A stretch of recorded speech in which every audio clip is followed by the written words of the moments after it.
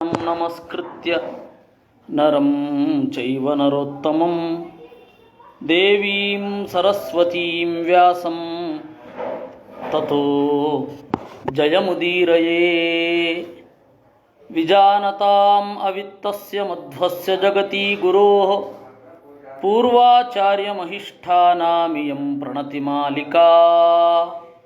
ವೈಶಂಪಾಯನ ಉವಾಚ ಸಂಜಯಸ್ಯ ವಚಃ ಶ್ರುತ್ವಾ ಪ್ರಜ್ಞಾಚಕ್ಷುರ್ನರೇಶ್ವರಃ ತತಃ ಸಂಖ್ಯಾತುಮಾರೇಭೇ ತದ್ವಚೋ ಗುಣದೋಷತಃ.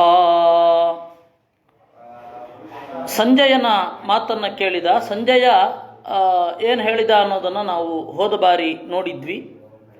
ಆ ಸಂಜಯನ ಮಾತನ್ನು ಕೇಳಿ ಧೃತರಾಷ್ಟ್ರ ಪ್ರಜ್ಞಾಚಕ್ಷು ಅಂತ, ಕೇವಲ ಅರಿವು ಮಾತ್ರ ಅವನ ಕಣ್ಣು, ಹೊರಗಡೆಯ ಕಣ್ಣಿಲ್ಲ ಅಲ್ವಾ, ಅವನೆಲ್ಲವನ್ನು ಊಹಿಸಬೇಕು.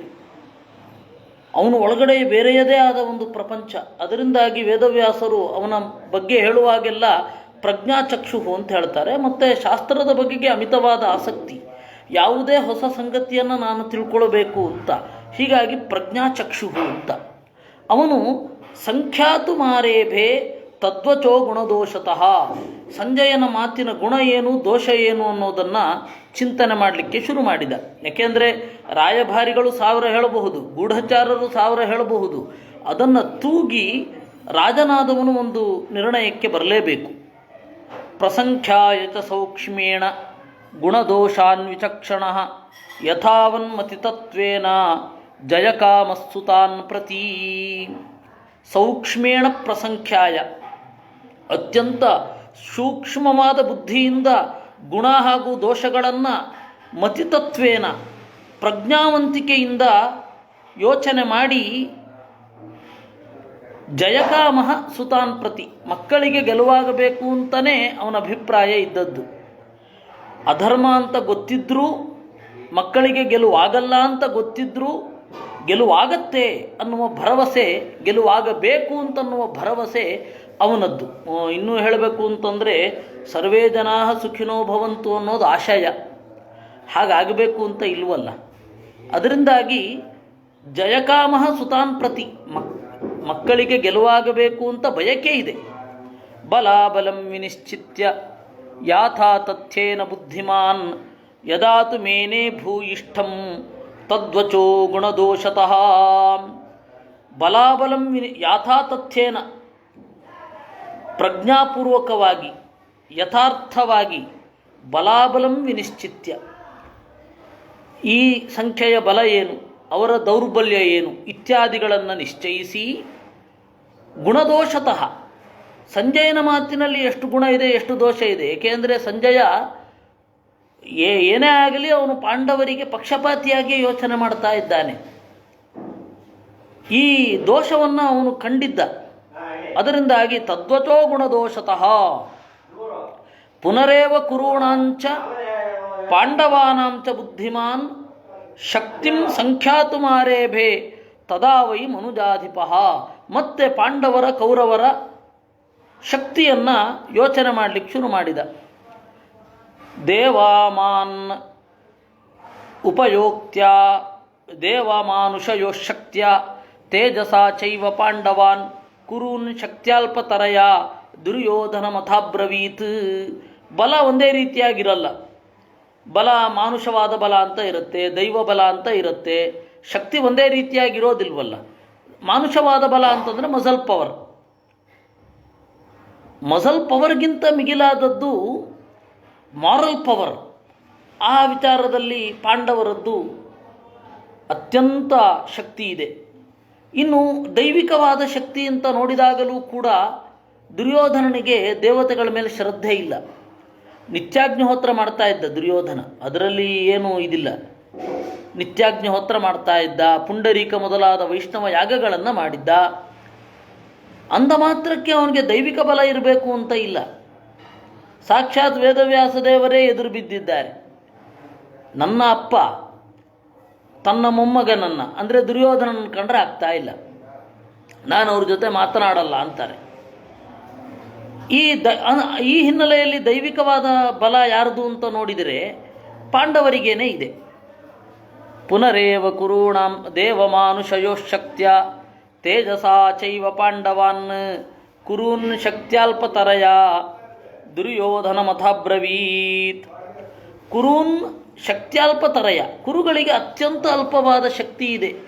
ಹೀಗೆ ನೋಡಿ ಧೃತರಾಷ್ಟ್ರ ಹೇಳಿದ ಅಂತೆ, ದುರ್ಯೋಧನೇಯಂ ಚಿಂತಾಮೆ ಶಶ್ವನ್ನ ಹ್ಯುಪಶಾಮ್ಯತಿ ಈದೃಶೇಭಿನಿವಿಷ್ಟಸ್ಯ ಪೃಥಿವೀ ಕ್ಷಯಕಾರಕೇ. ದುರ್ಯೋಧನ, ನೀನು ಏನೇ ಮಾಡಿದ್ರೂ ಈ ಚಿಂತೆ ಉಪಶಮ ಆಗ್ತಾ ಇಲ್ಲ.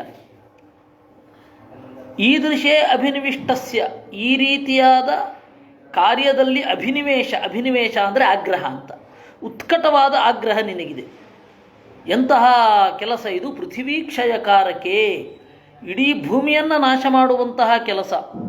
ಅಧರ್ಮ್ಯೇವಾ ಯಶಸ್ಸೇವಾ ಕಾರ್ಯೇ ಮಹತಿ ದಾರುಣೆ ಪಾಂಡವೈರ್ವಿಗ್ರಹೈಸ್ತಾತ ಸರ್ವಥಾ ಮೇ ನ ರೋಚತೆ. ಎಲ್ಲಕ್ಕಿಂತ ಮಿಗಿಲಾಗಿ ಇದು ಅಧರ್ಮ್ಯ. ಆಮೇಲೆ ಅಯಶಸ್ಯ, ಯಶಸ್ಸಂತಂದರೆ ಕೀರ್ತಿ. ಕೀರ್ತಿ ಏನು ಬರೋದಿಲ್ಲ ಇದರಿಂದ, ಆದರೆ ಹಿರಿದಾದ ಕೆಲಸ ಅಷ್ಟೇ ದಾರುಣ. ಅದು ಜಗತ್ತು ಎಲ್ಲ ಯಾವುದೋ ಒಂದು ಮೋಹದ ಸಿಲುಕಿ ವೇಗವಾಗಿ ನಾಶದತ್ತ ಹೋಗುತ್ತೆ, ಏನು ಮಾಡಲಿಕ್ಕೆ ಬರಲ್ಲ. ಈಗ ಜ್ವಲಂತವಾಗಿ ನಾವು ನೋಡ್ತಾ ಇರೋದು ನಮ್ಮ ಪಕ್ಕದ ದೇಶದಲ್ಲಿ ಇರೋದನ್ನು ನಾವು ನೋಡ್ತಾ ಇದ್ದೇವೆ.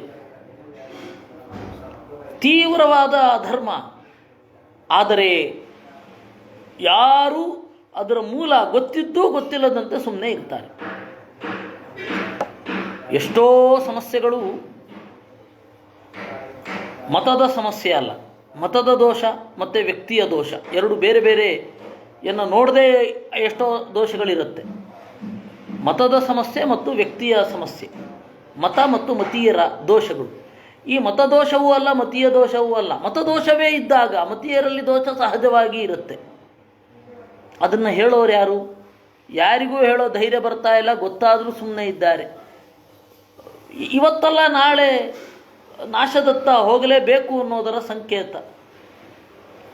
ಸತ್ಯಂ ಹೇ, ಅದರಿಂದಾಗಿ ಇವನು ಅದನ್ನು ಗುರುತಿಸಿದ್ದಾನೆ, ಆದರೆ ಹೇಳಲಿಕ್ಕೆ ಬಾಯಿ ಬರ್ತಾ ಇಲ್ಲ. ಯುದ್ಧ ಮಾಡಿದ್ರೆ ಒಳ್ಳೆಯದಾಗಲ್ಲ ಅಂತ ಅಷ್ಟೇ ಹೇಳ್ತಾ ಇದ್ದಾನೆ. ಸರ್ವಂ ಹೇತದಹಂ ಮನ್ಯೆ ಪ್ರತ್ಯಕ್ಷಂ ನಾನುಮಾನತಃ ಆತ್ಮಜೇಷು ಪರಂ ಸ್ನೇಹಂ ಸರ್ವಭೂತಾನಿ ಕುರ್ವತೆ. ಸತ್ಯಂ ಹೇ ಪ್ರತ್ಯಕ್ಷಂ ಮನ್ಯೆ, ನನಗೆ ಕಾಣಿಸ್ತಾ ಇದೆ ಇದು. ನಾನುಮಾನತಃ, ನಾನು ಊಹೆ ಮಾಡಿ ಹೇಳ್ತಾ ಇರೋದಲ್ಲ. ಆತ್ಮಜೇಷು ಪರಂ ಸ್ನೇಹಂ ಸರ್ವಭೂತಾನಿ ಕುರ್ವತೆ, ಪ್ರತಿಯೊಬ್ಬರಿಗೂ ಕೂಡ ತನ್ನವರಲ್ಲಿ ಸ್ನೇಹ ಇರುತ್ತೆ, ಅದು ಮಕ್ಕಳಲ್ಲಿ. ಪ್ರಿಯಾಣಿ ಚೈಷಾಂ ಕುರ್ವಂತಿ ಯಥಾಶಕ್ತಿ ಹಿತಾನಿ ಚ ಏವಮೇವೋಪಕರ್ತॄಣಾಂ ಪ್ರಾಯಶೋ ಲಕ್ಷಯಾಮಹೇ. ಪ್ರಿಯಾಣಿ ಚೈಷಾಂ ಕುರ್ವಂತಿ, ಅವರಿಗೆ ಪ್ರಿಯವಾದದ್ದನ್ನು ಮಾಡ್ತಾರೆ, ಹಿತವಾದದ್ದನ್ನು ಮಾಡಲಿಕ್ಕೆ ಬಯಸ್ತಾರೆ. ಪ್ರಿಯವಾದದ್ದನ್ನು ಮಕ್ಕಳು ಮಾಡಿಸ್ಕೋತಾರೆ, ಹಿತವಾದದ್ದಕ್ಕೆ ಎಷ್ಟೋ ಬಾರಿ ಮಕ್ಕಳು ಮಾಡಿಸ್ಕೊಳ್ಳೋದಿಲ್ಲ. ಹಿತವಾದದ್ದು ಮತ್ತು ಪ್ರಿಯವಾದದ್ದು ತಂದೆ ತಾಯಿಗಳು ಎರಡೂ ಮಾಡ್ತಾರೆ. ಯಾವುದು ಪ್ರಿಯವೋ ಅದನ್ನು ಮಾಡ್ತಾರೆ, ಮಕ್ಕಳಿಗಿದು ಇಷ್ಟ.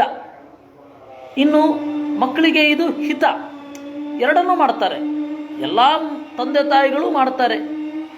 ಏವಮೇವೋಪಕರ್ತॄಣಾಂ, ಇದು ಎಲ್ಲ ಕಡೆ ಇರುವಂಥದ್ದು. ಇಚ್ಛಂತಿ ಬಹುಲಸ್ಸಂತಹ ಪ್ರತಿಕರ್ತು ಮಹತ್ಪ್ರಿಯಂ ಅಗ್ನಿಸ್ಸಾಚವ್ಯಕರ್ತಾ ಸ್ಯಾತ್ ಖಾಂಡವೇ ತತ್ಕೃತಂ ಸ್ಮರನ್.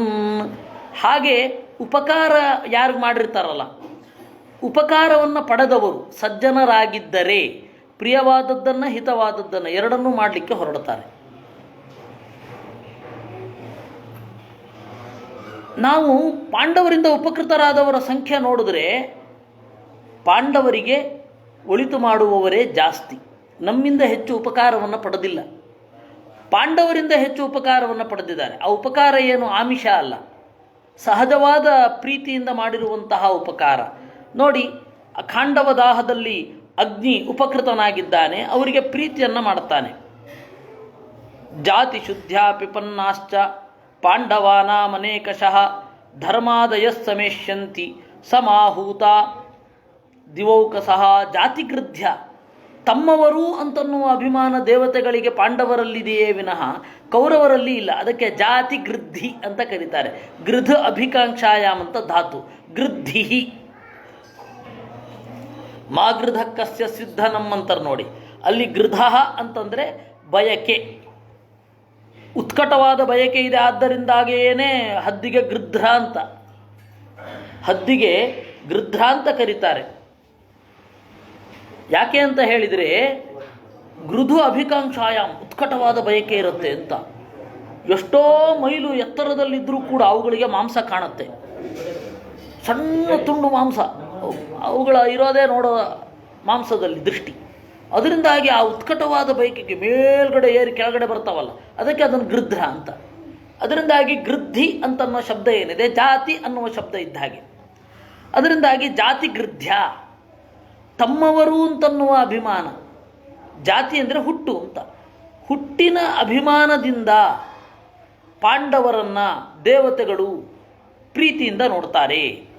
ಇನ್ನು ಧರ್ಮಾದಯ ಸಮೇಶ್ಯಂತಿ, ಧರ್ಮಾದಿ ಎಲ್ಲ ಗುಣಗಳು ಇದೆ ಅಂತ ಒಂದರ್ಥ. ಇನ್ನೊಂದು ಧರ್ಮಾದಿಗಳೇ ಬರ್ತಾರೆ, ಅವರ ಅಪ್ಪಂದರು ಅವರ ರಕ್ಷಣೆಗಾಗಿ ಇದ್ದಾರೆ.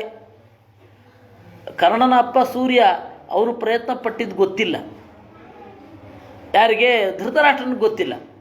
ನಾವು ನೋಡಬೇಕು ಮಕ್ಕಳ ಪರವಾಗಿ ಏನೆಲ್ಲ ಕೆಲಸ ಮಾಡಿದ್ರು.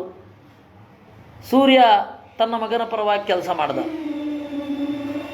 ಇಂದ್ರ ತನ್ನ ಮಗನ ಪರವಾಗಿ ಕೆಲಸ ಮಾಡಿದ, ಯಮ ತನ್ನ ಮಗನ ಪರವಾಗಿ ಕೆಲಸ ಮಾಡಿದ. ಆದರೆ ಮುಖ್ಯಪ್ರಾಣ ತನ್ನ ಮಗನ ಪರವಾಗಿ ಒಂದೇ ಒಂದು ಕೆಲಸನೂ ಮಾಡಲಿಲ್ಲ. ಅಂದರೆ ಸಹಜವಾದ ಬಲ ಇದೆ ಅಂತ. ಇರಲಿ, ಧೃತರಾಷ್ಟ್ರನಿಗೆ ಅದೆಲ್ಲ ಬೇಕಿಲ್ಲ. ಧೃತರಾಷ್ಟ್ರನಿಗೇನು ಧರ್ಮಾದಯ ಸಮೇಶಂತಿ, ಕರೆದ್ರೆ ಆ ಮಕ್ಕಳು ಆ ಅಪ್ಪ ಸಹಾಯಕ್ಕೆ ಬನ್ನಿ ಅಂತ ಕರೆದ್ರೆ ಯಾಕೆ ಬರಲ್ಲ, ಬಂದೇ ಬರ್ತಾರೆ. ಅದರಿಂದಾಗಿ ಅವ್ರ ಕಡೆ ಬಲ ಜಾಸ್ತಿ ಇದೆ ಅಂತಾನೆ.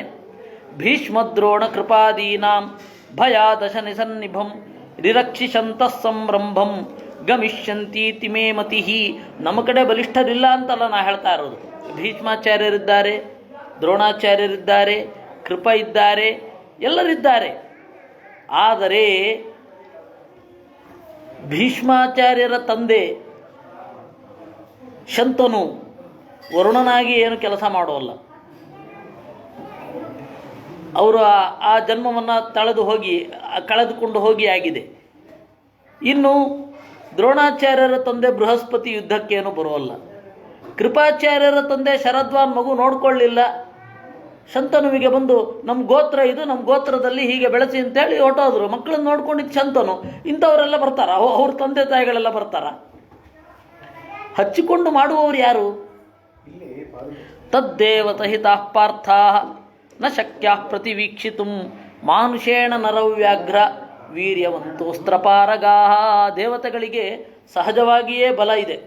ವೀರ್ಯವಂತಹ ಅಸ್ತ್ರಪಾರಗಾ, ಅಸ್ತ್ರಗಳು ಚೆನ್ನಾಗಿ ತಿಳಿದಿದೆ ಅವರಿಗೆ, ಸಹಜವಾದ ಬಲ ಅವರಿಗೆ. ಇದರ ಮಧ್ಯೆ ತಂದೆ ತಾಯಿಗಳ ಸಪೋರ್ಟು ಬೇರೆ. ನಮ್ಮಲ್ಲಿ ತೋರಿಸಿ ನೋಡುವ ಒಬ್ರಿಗಾದರೂ ಇದೆಯಾ? ಭೀಷ್ಮಾಚಾರ್ಯರ ತಂದೆ ವರುಣ, ಶಂತನು ವರುಣ, ಅವನು ಬರೋಲ್ಲ. ಕೃಪಾಚಾರ್ಯರ ತಂದೆ ಶರದ್ವಾನ್, ಅವನು ಬರೋಲ್ಲ, ಎಲ್ಲೋ ತಪಸ್ ಮಾಡ್ತಾ ಇರ್ತಾನೆ. ದ್ರೋಣಾಚಾರ್ಯರ ತಂದೆ ಬೃಹಸ್ಪತಿ, ಅವರು ಬರೋಲ್ಲ. ಇನ್ಯಾರು? ದುರಾತದಂತ ಯಸ್ಯ ದಿವ್ಯಂ ಗಾಂಡೀವಂ ಧನುರುತ್ತಮಂ ವಾರುಣೌ ಚಾಕ್ಷಯೌ ದಿವ್ಯೌ ಶರಪೂರ್ಣೌ ಮಹೇಶುಧೀ. ಗಾಂಡೀವವೆಂಬ ಬಿಲ್ಲು, ಅದರಲ್ಲಿ ಬ್ರಹ್ಮನ ಪ್ರಸಾದ ಇದೆ, ರುದ್ರನ ಅನುಗ್ರಹ ಇದೆ. ಅವರೆಲ್ಲ ಒಂದೊಂದು ಕಾಲದಲ್ಲಿ ಧರಿಸಿದವರೇ. ಸ್ವಯಂ ವರುಣನೇ ಕೊಟ್ಟಿದ್ದು, ವರುಣನ ಹತ್ರ ಇತ್ತು ಬಿಲ್ಲು. ಅಗ್ನಿದೇವ ತಂದು ಕೊಟ್ಟಿದ್ದು ಗಾಂಡೀವವನ್ನು. ಇನ್ನು ವಾರುಣವು ಚಾಕ್ಷಯವು ದಿವ್ಯವು, ವರುಣ ಕೊಟ್ಟ ಬಾಣ ಇದೆ, ಬತ್ತಳಿಕೆಗಳು. ಅದು ಎಂದೂ ಮುಗಿಯದ ಬಾಣಗಳ ಬತ್ತಳಿಕೆ. ಬೇರೆಯವರೆಲ್ಲ ಬಾಣ ಮುಗಿದೋದ್ರೆ ಪೆವಿಲಿಯನ್ ಕಡೆ ಕೈ ತೋರಿಸ್ಬೇಕು, ನನಗೆ ಬಾಣ ಬೇಕು ಅಂತ. ಅದಕ್ಕಾಗಿ ಒಂದು ಹೊಸ ಒಪ್ಪಂದ ಶುರು ಆಯಿತು. ಶಸ್ತ್ರಾಸ್ತ್ರಗಳನ್ನು ಯಾರು ತರ್ತಾರೆ ಅವರನ್ನು ಕೊಲ್ಲೋ ಹಾಗಿಲ್ಲ. ಆಮೇಲೆ ರಣವಾದ್ಯಗಳನ್ನು ಯಾರು ನುಡಿಸ್ತಾರೆ ಅವರನ್ನು ಕೊಲ್ಲೋ ಹಾಗಿಲ್ಲ. ಇದು ಯುದ್ಧದ ಪೂರ್ವ ಒಪ್ಪಂದ. ಯುದ್ಧದ ಪೂರ್ವ, ಯುದ್ಧೋತ್ತರ ಮತ್ತು ಯುದ್ಧ ವಿರಾಮಕ್ಕೆ ಎಲ್ಲ ಕಡೆ ಒಪ್ಪಂದ ಕಾಮನ್. ಮಹಾಭಾರತದಲ್ಲೂ ಅದೇನು ಹೊರತಾಗಿರಲಿಲ್ಲ. ಆದರೆ ಅದು ಎಷ್ಟರ ಮಟ್ಟಿಗೆ ಪಾಲನೆ ಆಯಿತು ಅನ್ನೋದು ಪ್ರಶ್ನಾರ್ಹವೇ ವಿನಃ, ಎಷ್ಟರ ಮಟ್ಟಿಗೆ ಪಾಲನೆ ಆಯಿತು ಅನ್ನೋದು ಪ್ರಶ್ನೆ ಮಾಡೋದೇ ವಿನಃ ಇನ್ನೇನು ಅಲ್ಲ. ವಾನರಶ್ಚ ಧ್ವಜೇ ದಿವ್ಯೇ ನಿಸ್ಸಂಗೋ ಧೂಮವದ್ಗತಿ ರಥಸ್ಯ ಚತುರಂತಾಯಾಂ ಯಸ್ಯ ನಾಸ್ತಿ ಸಮಕ್ಷಿತೌ. ವಾನರಸ್ಯ ಧ್ವಜೇ ದಿವ್ಯ ಕಪಿಧ್ವಜ, ಅದರಲ್ಲಿ ಸ್ವಯಂ ಕಪಿಗಳು ಇವೆ, ಸ್ವಯಂ ಬೇರೆ ಬೇರೆ ಭೂತಗಳು ಇವೆ. ಅವುಗಳ ನಾದದಿಂದಲೇ ಹಗೆಗಳು ಕುಸಿದು ಹೋಗ್ತಾರೆ. ಆ ತರಹದ ಅನುಗ್ರಹ ಬೇರೆ ಯಾರಿಗಾದರೂ ಇದೆಯಾ? ಇಲ್ಲ. ರಥಸ್ಯ ಚತುರಂತಾಯಾಮ್ ಯಸ್ಯ ನಾಸ್ತಿ ಸಮಾಗತಿ ಯಸ್ಯ ನಾಸ್ತಿ ಸಮಕ್ಷಿತವು. ರಥ ಹೋಗುವಾಗ ಬಾಣ ಹೊಡಿಬೇಕಾದ್ರೆ ಒಂದು ಪ್ರಾಬ್ಲಮ್. ಏಕೆಂದರೆ ಅದು ನಂತರದ ಮುಸಲ್ಮಾನರು ದಾಳಿ ಮಾಡುವಾಗ ಅವ್ರಿಗೊಂದು ಅಡ್ವಾಂಟೇಜ್ ಏನಿತ್ತು ಅಂತಂದರೆ, ಕುದುರೆಯಲ್ಲಿ ವೇಗವಾಗಿ ಸಾಗುತ್ತಾ ತೈಮೂರನ ಕಾಲದಲ್ಲಿ ಹಾಗೆ ಅವರು ಶೂಟ್ ಮಾಡ್ತಾ ಇದ್ರು. ರಥ ಅಂತ ತೆಗೆದುಕೊಂಡಾಗ ಒಂದು ಪ್ರಾಬ್ಲಮ್ ಅವರ ಕಣ್ಣಿಗೆ ಬಿತ್ತು. ಏನು ಅಂದರೆ, ರಥಕ್ಕೆ 4 ಚಕ್ರವೋ 2 ಚಕ್ರವೋ ಇರುತ್ತೆ. ಮಧ್ಯದಲ್ಲಿ ಹಳ್ಳ ಬಂತು ಅಂತಂದರೆ ಅದಕ್ಕನುಗುಣವಾಗಿ ಗುರಿ ಬದಲಾಗಿಬಿಡುತ್ತೆ, ಟಾರ್ಗೆಟ್. ಕುದುರೆಗೆ ಅಂತಾಗುವಾಗ ಅದು ಜೀವ ಇರುವ ಪ್ರಾಣಿ ಆದ್ದರಿಂದಾಗಿ ತನ್ನ ಇಂಟೆಲಿಜೆನ್ಸಿನಿಂದಾಗಿ ಅದು ಬ್ಯಾಲೆನ್ಸ್ ಮಾಡ್ಕೊಳ್ಳುತ್ತೆ ತನ್ನನ್ನು. ಇದು ದೊಡ್ಡ ಡ್ರಾಬ್ಯಾಕ್ ಇತ್ತು. ಅದರಿಂದಾಗಿ ಅವರು ಹೊಸದನ್ನು ಅಭ್ಯಾಸ ಮಾಡಿದ್ರು. ಆಮೇಲೆ ಫಿರಂಗಿ ಗುಂಡು ಇತ್ಯಾದಿಗಳೆಲ್ಲ ತಯಾರಾಯಿತು. ಅದೊಂದು ಸಮಸ್ಯೆ ಇದೆ. ಆದರೆ ಕೃಷ್ಣನ ರಥಕ್ಕೆ ಅರ್ಜುನನ ರಥಕ್ಕೆ, ಕೃಷ್ಣ ಓಡಿಸುವ ರಥಕ್ಕೆ ಎಲ್ಲಿಯೂ ಏರು ತಗ್ಗುಗಳಲ್ಲಿ ರಥದ ಚಲನೆ ವ್ಯತ್ಯಾಸ ಆಗಲ್ಲ. ಆವಾಗ ಬಾಣ ಪರ್ಫೆಕ್ಟಾಗಿ ಗುರಿ ಮುಟ್ಟತ್ತೆ. ಆ ತರಹದ ಅನುಕೂಲತೆಗಳು, ಇನ್ಸ್ಟ್ರೂಮೆಂಟ್ ಚೆನ್ನಾಗಿರೋದೇನಾದರೂ ನಮ್ಮ ಹತ್ರ ಇದೆಯಾ? ಇಲ್ಲ. ದೇವತೆಗಳ ರಕ್ಷಣೆ ಇರೋದು ಅಂತ ಹೇಳೋದು ಉಪಕರಣಗಳ ಮೂಲಕ. ಮಹಾಮೇಘ ನಿಭಶ್ಚಾಪಿ ನಿರ್ಘೋಷ ಶ್ರೂಯತೆ ಜನೈ ಮಹಾಶನಿ ಸಮಶಬ್ದ ಶಾತ್ರವಾಣಾಂ ಭಯಂಕರ. ಕೇವಲ ಇದರ ಗತಿಯಲ್ಲಿ ಮಾತ್ರ ಅಲ್ಲ, ಆ ರಥದ ಧ್ವನಿ, ಗಾಂಡೀವವೆಂಬ ಬಿಲ್ಲನ್ನು ಮೀಂಟಿದಾಗಿ ಬರುವ ಸದ್ದು, ಇವುಗಳೆಲ್ಲವೂ ಶತ್ರುನಾಶಕವೇ. ಶತ್ರುಗಳ ಎದೆಯಲ್ಲಿ ಭಯವನ್ನು ಉಂಟು ಮಾಡ್ತವೆ. ಯಂ ಚಾತಿ ಮಾನುಷಂ ವೀರ್ಯೇ ಕೃತ್ಸ್ನೋ ಲೋಕೋ ವ್ಯವಸ್ಯತಿ ದೇವಾನಾಮಪಿ ಜೇತಾರಂ ಯಂ ವಿದು ಪಾರ್ಥಿವಾರಣೇ. ನಿನ್ನ ಪಕ್ಷದಲ್ಲಿ ನಿಂತಿರುವವರಿಗೂ ಕೂಡ ಪಾಂಡವರನ್ನು ಪೂರ್ತಿ ಕೊಲ್ತೇವೆ ಅಂತ ಭರವಸೆ ಇಲ್ಲ. ಆ ಒಂದು ಆತ್ಮವಿಶ್ವಾಸದ ಕೊರತೆ ಸಾಕಲ್ವೇ? ಶತಾನಿ ಪಂಚಚೈವೇಶೂನ್ ಯೋ ಗೃಹನ್ನೇವ ದೃಶ್ಯತೆ ನಿಮೇಶಾಂತರ ಮಾತ್ರೇಣ ಮುಂಚಂದೂರಂಚಪಾತಯನ್. ಇನ್ನು ಒಂದು ಕಣ್ಣುರೆಪ್ಪೆ ಮುಚ್ಚಿ ಬಿಡುವಷ್ಟರಲ್ಲಿ ಅರ್ಜುನ 105 ಬಾಣಗಳನ್ನು ಎಸೆದಿರ್ತಾನೆ ಅಂತ ನಾನು ಕೇಳಿದ್ದೇನೆ ಯುದ್ಧ ತಜ್ಞರಿಂದ. ಆ ಫೋರ್ಸ್ ಇದೆ ಅವನಲ್ಲಿ. ಇದರಲ್ಲಿ 2 ತರಹ. ಒಂದು ನಿಮಿಷ ಅಂತ ಹೇಳಿದರೆ ಬಾಣಗಳನ್ನು ಒಟ್ಟಿಗೆ ಹೂಡಿ ಬಿಡೋ ಅಂಥದ್ದು. ಕಣ್ಮುಚ್ಚಿ ರೆಪ್ಪೆ ಮಿಟುಕಿಸಿ ಬಿಡೋ ಅಷ್ಟರಲ್ಲಿ ಬಾಣಗಳನ್ನು ಒಟ್ಟಿಗೆ ಹಿರಿದು ಬಿಡುವಂಥದ್ದು. ಅಂದರೆ ಒಂದೊಂದೇ ಬಾಣ ಅಲ್ಲ, ಒಂದು ಬಾಣದಿಂದ ಬಹಳ ಬಾಣ ಆಗೋದು ಮಹಾಭಾರತದಲ್ಲೇನು ಕಾಣೋದಿಲ್ಲ. ಅದೇನೋ ಐಂದ್ರಜಾಲಿಕವಾಗಿ ಏನು ಯುದ್ಧ ಮಾಡೋಲ್ಲ, ಮಾನುಷ ಯುದ್ಧವೇ. ನಮಗೆ ಮಹಾಭಾರತದಲ್ಲಾಗಲಿ ಅಥವಾ ಬೇರೆ ಯಾವುದೇ ಹರಿವಂಶಾದಿ ಗ್ರಂಥಗಳಲ್ಲೇ ಆಗಲಿ ಮಾನುಷ ಯುದ್ಧ ಹಬ್ಬ ಅಂತಂದರೆ ಅಮಾನುಷ ಯುದ್ಧ ನಡಿಬಹುದೇ ವಿನಃ ಎಲ್ಲ ಪೂರ್ತಿ ಯುದ್ಧವೇ ದೈವಿಕವಾಗಿ ನಡೆಯೋದೇನು ಕಾಣೋಲ್ಲ. ಅಮಾನುಷವಾಗಿದೆ ಯುದ್ಧ. ಮಾನುಷವಾದ ರೀತಿಯಿಂದ ಶುರು ಮಾಡ್ತಾರೆ. ಯುದ್ಧದ ಆವೇಗದಲ್ಲಿ, ಆವೇಶದಲ್ಲಿ ಯುದ್ಧ ಅಮಾನುಷ ಆಗತ್ತೆ. ಆದರೆ ಅತಿಲೋಕವಾದ ಯುದ್ಧ ಏನೂ ಅಲ್ಲ. ಅದರ ಹಿಂದೆ ಹಲವಾರು ಸಂಗತಿಗಳಿದೆ. ಅಮಾನುಷವಾದ ಯುದ್ಧ, ಮಾನುಷವಾದ ರೀತಿ ಇದ್ದರೂ ಕೂಡ ಒಬ್ಬೊಬ್ಬರಲ್ಲಿ 10 ಜನರ ಆವೇಶ, 5 ಜನರ ಆವೇಶ. ಅದನ್ನು ದುರ್ಯೋಧನನಿಗೆ ಆ ಎಲ್ಲ ಅಸುರರು ಹೇಳ್ತಾರೆ. ವನಪರ್ವದ ಕಾಲದಲ್ಲಿ ದುರ್ಯೋಧನ ಸೋಲಿನಿಂದ ಕುಸಿದು ಹೋಗಿದ್ದಾಗ ಯಾರಿಗೂ ಗೊತ್ತಾಗದಂತೆ ದುರ್ಯೋಧನನನ್ನು ಎತ್ಕೊಂಡು ಹೋಗ್ತಾರೆ. ಹೌದಾ? ಅಲ್ಲಿ ದೈತ್ಯರೆಲ್ಲ ಸೇರಿ ಮೀಟಿಂಗ್ ಮಾಡ್ತಾ, ನೀನು ನಮ್ಮ ಪಕ್ಷದವನು, ನಮ್ಮ ಕೆಲಸವನ್ನು ನೀನು ಸಾಧಿಸಬೇಕು, ನಿನ್ನಲ್ಲಿ ನಾವು ನಿನ್ನ ಪಕ್ಷದವರಲ್ಲೆಲ್ಲ ನಾವು ಸೇರ್ಕೋತೇವೆ ಅಂತ ಹೇಳ್ತಾರೆ. 5 ಜನ 10 ಜನ ಒಬ್ಬರಲ್ಲಿ ಸೇರ್ಕೋತಾರೆ. ಅದರಿಂದಾಗಿ ಅಮಾನುಷ ಹೌದು, ಆದರೆ ಅತಿಲೋಕ ಯುದ್ಧ ಏನೂ ಅಲ್ಲ ಮಹಾಭಾರತದಲ್ಲಿ. ಹೀಗಾಗಿ ನಿಮೇತಾಂತರ ಮಾತ್ರೇಣ ಅಂತನ್ನೋದು ಅತಿಶಯೋಕ್ತಿಯೇ.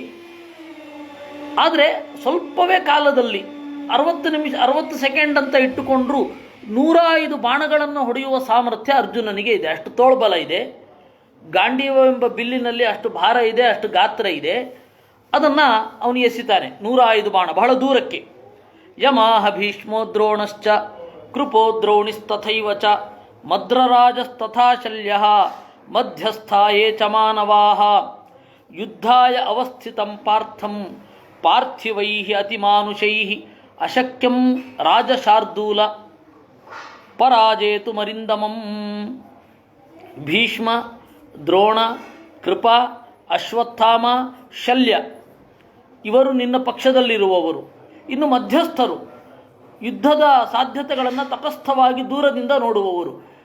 ಇವರೂ ಕೂಡ ನಂಬ್ತಾ ಇಲ್ಲ ಅರ್ಜುನನನ್ನು ನಾವು ಸೋಲಿಸ್ತೇವೆ ಅನ್ನೋದನ್ನು. ನೀನು ಯಾರನ್ನು ನಂಬಿಕೊಂಡು ಯುದ್ಧ ಮಾಡ್ತಾ ಇದ್ದೀಯೋ ಅವರೂ ಕೂಡ ಅರ್ಜುನನನ್ನು ಸೋಲಿಸಬಹುದು ಅಥವಾ ಪಾಂಡವರನ್ನು ಸೋಲಿಸಬಹುದು ಅಂತ ಅಂದುಕೋತಾ ಇಲ್ಲ. ಇದು ಧೃತರಾಷ್ಟ್ರನ ದರ್ಶನ. ವಸ್ತುತಃ ಒಂದು ದುರ್ಯೋಧನ ತಾನು ಅನುಭವಿಸಿದ ಸಂಗತಿಯನ್ನು ಯಾರ ಹತ್ರನೂ ಹೇಳಿಲ್ಲ. ಕರ್ಣನ ಹತ್ರನೂ ಹೇಳಲಿಲ್ಲ, ಅವನು ಶಕುನಿಯ ಹತ್ತಿರವೂ ಹೇಳಲಿಲ್ಲ. ಎಲ್ಲ ರಾಕ್ಷಸರು ಬಂದು, ಕಲ್ಯಾದಿ ಅಸುರರು ಬಂದು ಅವನಿಗೆ ಹೇಳಿದರು, ನಿನ್ನ ಸಪೋರ್ಟಿಗೆ ನಾವಿದ್ದೇವೆ ಅಂತ. ಅದು ಅವನ ತಲೆಯಲ್ಲಿ ಮತ್ತು ಹೃದಯದಲ್ಲಿ ಆಳವಾಗಿ ಕೂತಿದೆ. ಧೃತರಾಷ್ಟ್ರ ಮೊದಲಾದವ್ರಿಗೆ ಆ ಸಂಗತಿ ಗೊತ್ತಿಲ್ಲ. ಇದು ಧೃತರಾಷ್ಟ್ರನ ದರ್ಶನ. ಧೃತರಾಷ್ಟ್ರ ಏನು ಲೆಕ್ಕ ಹಾಕ್ಕೊಳ್ತಾ ಇದ್ದಾರೆ? ಭೀಷ್ಮ, ದ್ರೋಣ, ಅಶ್ವತ್ಥಾಮ ಇವ್ರನ್ನೆಲ್ಲ ನಂಬಿಕೊಂಡು ಯುದ್ಧಕ್ಕೆ ಬರ್ತಾ ಇದ್ದಾನೆ ದುರ್ಯೋಧನ. ಯುದ್ಧದ ವರದಿ ವಿಶ್ಲೇಷಣಾತ್ಮಕವಾಗಿ ನೋಡೋದಾದರೆ ನಮ್ಮ ಕೈಯಿಂದಂತೂ ಸಾಧ್ಯ ಇಲ್ಲ. ಇದು ಇವರ ಜರ್ನಲಿಸ್ಟ್ ಬುದ್ಧಿ ಅಥವಾ ದರ್ಶನ. ಆದರೆ ನಿಜವಾಗಿ ವಾಸ್ತವ ಏನು, ಸಮಾಧಿ ಏನು?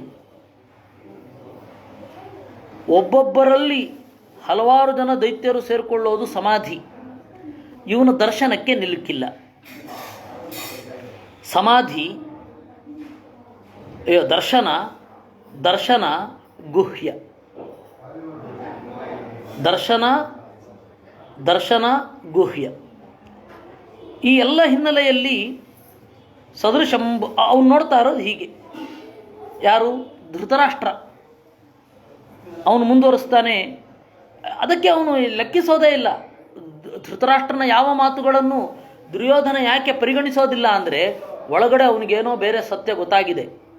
ಹೊರಗಡೆ ಇವನೇನು ಹೇಳ್ತಾನೆ ಅದು ಯಾವುದನ್ನು ಕಿವಿ ಮೇಲೆ ಹಾಕೋತಾ ಇಲ್ಲ. ಯಾಕೆ ಅಂದರೆ ದೈತ್ಯರು ನೀಡಿರುವ ಆಶ್ವಾಸನೆ, ನಿಮ್ಮ ಪಕ್ಷದವರ ಹೃದಯದೊಳಗಡೆ ನಾವಿರ್ತೇವೆ ಅಂತ. ಯುದ್ಧಾಯಾವಸ್ಥಿತಂ ಪಾರ್ಥಂ ಕ್ಷಿಪತ್ಯೇಕೇನ ವೇಗೇಣ ಪಂಚಬಾಣ ಶತಾನಿಯಃ ಸದೃಶಂ ಬಾಹುವೀರ್ಯೇಣ ಕಾರ್ತವೀರ್ಯಸ್ಯ ಪಾಂಡವಂ ತಮರ್ಜುನಂ ಮಹೇಶ್ವಾತಂ ಮಹೇಂದ್ರೋಪೇಂದ್ರ ರಕ್ಷಿತಂ.